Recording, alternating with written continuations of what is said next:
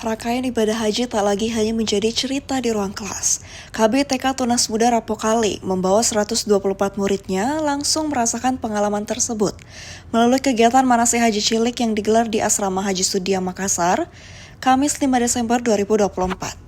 Mengenakan pakaian ihram berwarna putih layaknya jamaah haji sungguhan, anak-anak dengan penuh semangat menjalani tahapan ibadah haji, mulai dari ihram, tawasai, tahallul, hingga melontar jumrah.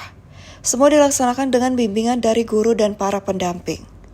Meski cuaca kurang bersahabat karena hujan, para peserta tetap bersemangat.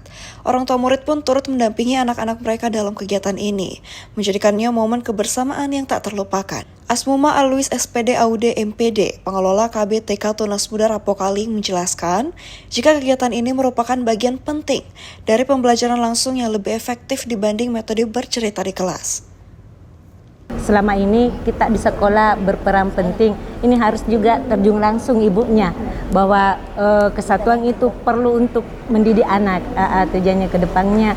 Mungkin praktek langsung bagus ke anak-anak daripada semacam kayak cerita ke kelasnya masing-masing.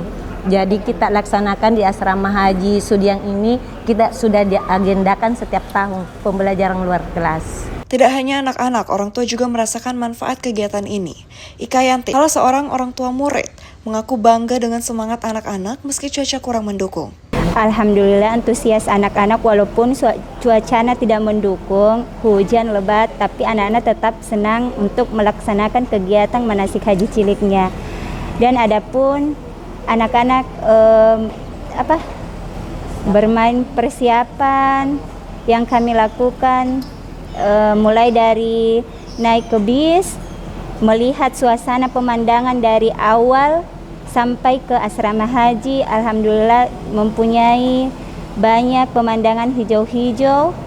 Walaupun sampai ke asrama haji ini juga, Masya Allah anak-anak sudah memiliki kemampuan atau ilmu yang sudah didapatkan oleh ustadz yang telah memimpin selama melaksanakan kegiatan haji cilik tersebut.